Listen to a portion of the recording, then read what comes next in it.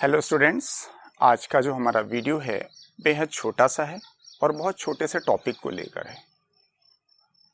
लेकिन सर ये इतना छोटा है फिर भी हमने अपने करियर में देखा है कि इस टॉपिक से जब सवाल आता है तो बहुत सारे बच्चों में गलतियां हो जाती हैं। तो उसी प्रयास में मैं पिछले कई दिनों से छोटे छोटे वीडियो आपको दे रहा हूं कि वो गलतियां कम की जा सके। मैं पहले भी कह चुका हूं, चूंकि एग्जाम बहुत नज़दीक है आपके, इस समय कोई नया टॉपिक बहुत ज़्यादा तैयार नहीं किया जा सकता। हाँ, ये ज़रूर किया जा सकता है, जो भी आपका प्रिपरेशन है 100% है तो वेरी गुड, लेकिन अगर 90% है, 85% है, 80% है तो नीड नॉट टू वरी। बस जो आपका 90% या 80% प्रिपरेशन है उसमें ये तय कर लें कि गलतियां ना हो, तब भी आपका सिलेक्शन बढ़िया होगा। लेकिन हम क्या करते हैं, 100% के चक्कर में वो जो प्रिपरेशन हमारी 80% 85% है उसको प्रॉपरली प्रिपेयर नहीं करते। तो खैर, आपकी प्रिपरेशन जैसी भी हो, लेकिन मैं ये चाहूँगा इन वीडियो से जो गलतियाँ आपकी हो सकती हैं वो कम से कम हो। अब ना हो तो बहुत बड़ी बात है, लेकिन हमने देखा है मानव स्वभाव है, गलती तो वो करेगा, तो हम कम तो कर सकते हैं ना। यस, तो हमारा आज का टॉपिक है टाइप्स ऑफ ग्लैंड। तो आप सोचोगे टाइप्स ऑफ ग्लैंड तो हमने बहुत बार पढ़ा है।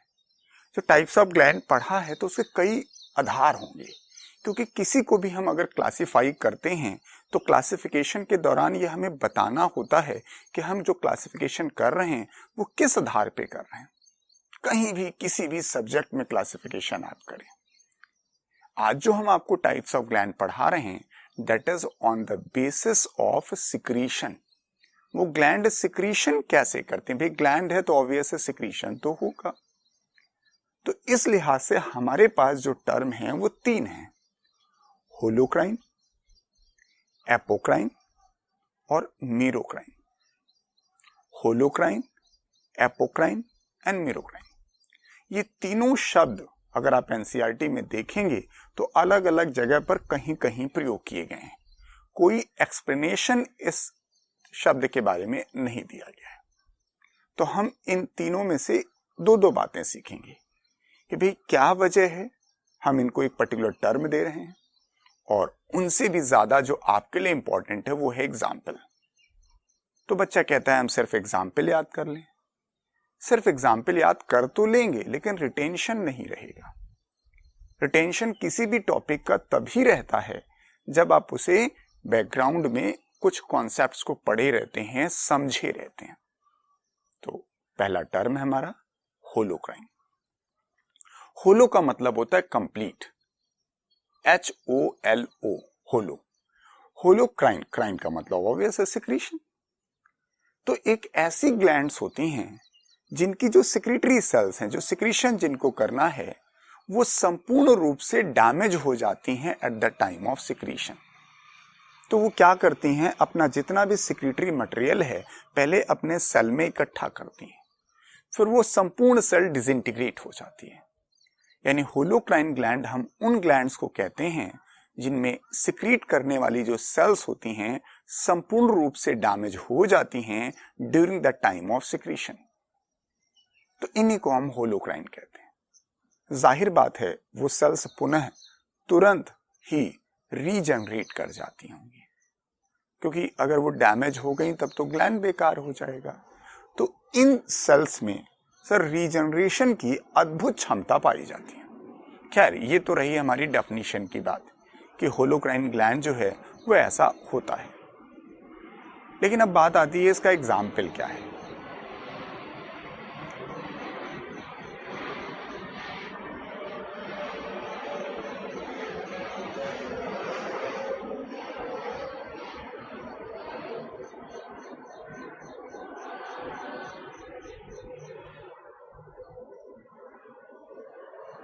अब बात आती है इसका एग्जाम्पल क्या है। इसका एग्जाम्पल सिर्फ एक, आपके स्टैंडर्ड पर सिर्फ एक, दैट इज सेबेसियस ग्लैंड। जो स्किन में ग्लैंड है स्वेट और सेबेसियस, तो इसका एग्जाम्पल सेबेसियस ग्लैंड है। और आपके एग्जाम के हिसाब से ये बेहद महत्वपूर्ण सवाल है कि सेबेसियस ग्लैंड्स आर होलोक्राइन। तो बात खत्म पहले। दूसरा शब्द आता है that is apocrine, apo, APO, apocrine. तो इनमें क्या होता है, इनमें जो सेक्रेटरी सेल्स होती हैं वो संपूर्ण रूप से डैमेज नहीं होती। इनका सिर्फ एपिकल पार्ट जो सेल है हमारी, उसका से टॉप वाला पोर्शन, एकदम ऊपर वाला हिस्सा जो है वो डैमेज होता है eight the time of secretion. तो करती क्या होंगी, ये सेक्रेटरी सेल्स अपना सेक्रेटरी सब्सटेंस उस सेल की एकदम एपिकल पार्ट में इकट्ठा कर लेती हैं। फिर वो जो एपिकल पार्ट है वो डैमेज हो जाता है और रिपेयर भी हो जाता है। तो होलोक्राइन में रीजनरेशन मैकेनिज्म बहुत अच्छी पाई जाती है, जबकि जो एपोक्राइन्स होती हैं इनमें रीजनरेशन नहीं, रिपेयर मैकेनिज्म सबसे अच्छी पाई जाती है। खैर, ये तो डेफिनेशन हो गई। एग्जाम्पल, इनके एग्जाम्पल में एक बड़ा महत्वपूर्ण एग्जाम्पल है मैमरी ग्लैंड। लेकिन आपने अगर कभी पढ़ा है, हमने वीडियो में आपको दिया है कि mammary glands are modified sweat gland mammals में। मैं प्रोटोथेरियंस की बात नहीं कर रहा हूं, वहां पे तो सेबेसियस ग्लैंड का मॉडिफिकेशन है, लेकिन हम स्वेट ग्लैंड एग्जाम्पल यहां नहीं देखेंगे। मैमरी ग्लैंड जो होती हैं वो मॉडिफाइड स्वेट ग्लैंड्स हैं जिनका नेचर एपोक्राइन होता है। यहीं से कंफ्यूजन शुरू होता है। अभी पूरी बात सुन लीजिए, पूरा वीडियो देख लीजिए, तो आपको ये कंफ्यूजन भी दूर हो जाएगा। एक एग्जाम्पल है मैमरी ग्लैंड, दूसरा एग्जाम्पल है sweat gland of few reasons. Sweat gland अगर आएगा तो कभी आप एपोक्राइन नहीं करेंगे, लेकिन जो हम एग्जाम्पल दे रहे हैं अगर वो आएगा कि sweat gland of few region, तो आप कहोगे रीजन तो बताओ। तो listen, sweat gland of few region का जो एग्जाम्पल है, and that is pubic region, जो हमारे जेनिटल ऑर्गन के आसपास का हिस्सा है, उस जगह पे भी कुछ स्वेट ग्लैंड पाई जाती है। प्यूबिक रीजन में sweat gland present in the prepuce, जो पेनिस आप पढ़ते हैं आगे एकदम ग्लैंस पेनिस के ऊपर जो स्किन पाई जाती है, इसे हम फोर स्किन भी कहते हैं। वो जो फोर स्किन पाई जाती है, उसी फोर स्किन पर भी कुछ स्वेट ग्लैंड पाई जाती है, वहां भी एपोक्राइन। फीमेल जेनिटल ऑर्गन जब आप पढ़ते हैं तो लेबिया माइनर, और चौथा है sweat gland present around nipple. तो अब सर समझने वाली बात क्या है, आप ध्यान दें तो मैंने आपको 5 एग्जाम्पल बताए मैमरी ग्लैंड, और 4 एग्जाम्पल बताए sweat gland of certain region, जैसे pubic region, prepuce, labia minor and around nipple, लेकिन फिर ध्यान से सुने, ये पांचों की पांचों स्वेट ग्लैंड ही हैं। भाई मैमरी ग्लैंड भी स्वेट ग्लैंड का मॉडिफिकेशन है, और 4 एग्जाम्पल तो मैं कह ही रहा हूं कि वो स्वेट ग्लैंड का मॉडिफिकेशन है, लेकिन फिर भी अगर क्वेश्चन में स्वेट ग्लैंड पूछा जाएगा तो सर आंसर एपोक्राइन नहीं होगा। तो मैंने होलोक्राइन की बात कर ली, जिसका एग्जाम्पल सेबेसियस ग्लैंड था। मैंने एपोक्राइन की बात कर ली, जिसका एग्जाम्पल मैमरी ग्लैंड, और कुछ जो 4 एक्सेप्शन आपको बताए उस जगह की स्वेट ग्लैंड। तीसरा शब्द आता है मीरोक्राइन। मीरोक्राइन को हम इपीक्राइन भी कहते हैं। स्पेलिंग देखिए, EPI। पिछले वाले टॉपिक में आपने एपो पढ़ा, तो होलो, एपो और मीरो का नाम इपीक्राइन है। सो मीरोक्राइन ग्लैंड्स वो ग्लैंड्स होती हैं जिनकी सिक्रीटरी सेल डैमेज ही नहीं होती। वो सिक्रीशन तो करती हैं, लेकिन there is no damage at the time of secretion. ये कहलाते हैं मीरोक्राइन। Example sweat gland.